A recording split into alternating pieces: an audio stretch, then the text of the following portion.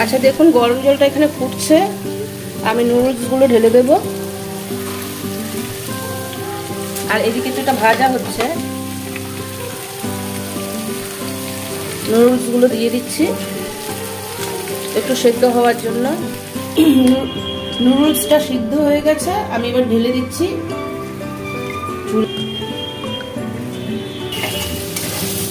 ভাজাটা হয়ে গিয়েছে, এবার আমি নামিয়ে নেব।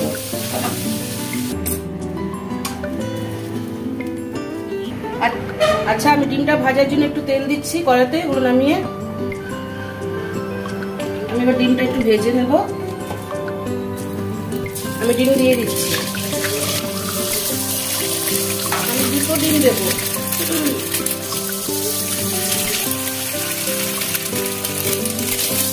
একটু ভেজে নিচ্ছি, ডিমটা ভাজা হয়ে গিয়েছে, আমি নামিয়ে দিচ্ছি। আমি তেল দিয়ে দিচ্ছি আর একটু স্বল্প করেই দিলাম, কারণ ভাজার মধ্যে সব তেল আছে। এবার আমি রান্নাটা করব। তেলটা গরম হয়ে গিয়েছে, আমি এগুলোকে দিয়ে দেবো।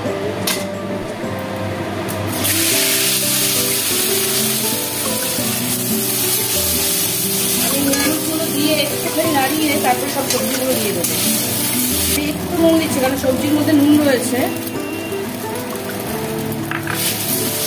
এবার আমি সবজিগুলোও দিয়ে দেবো। সব সবজি ডিম সব একসাথে দিয়ে দিলাম। এর মধ্যে কিন্তু কাঁচা লঙ্কা দিয়েছে, রান্নাটা আমি সাদা তেলে। এবার এটাকে আমি ভালো করে একটু রান্না করবো। আর একটা কথা আপনাদেরকে বলছি, যে যদি মনে করেন লেগে লেগে যায়, আপনারা এক্সট্রা যে জল, এই সেদ্ধ জলটাই আমি একটুখানি রেখে দিয়েছি, এই জলটা আমি একটুখানি দিয়ে দেবো। একটু ঝোল ঝোল ব্যাপার হবে, খেতেও ভালো লাগবে।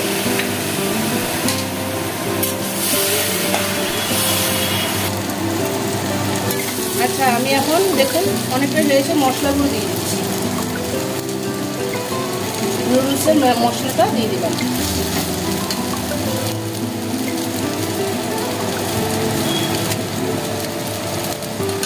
আমি এটাকে আরেকটু রান্না করছি। আচ্ছা মশলাটা তো দিয়ে দিলাম, আমি এখন একটু সয়া সস দেবো।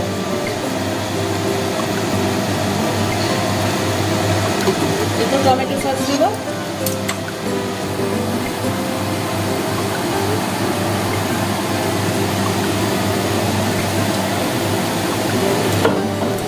রান্নাটা প্রায় রেডি, সস টসগুলো দিয়ে দিয়েছি।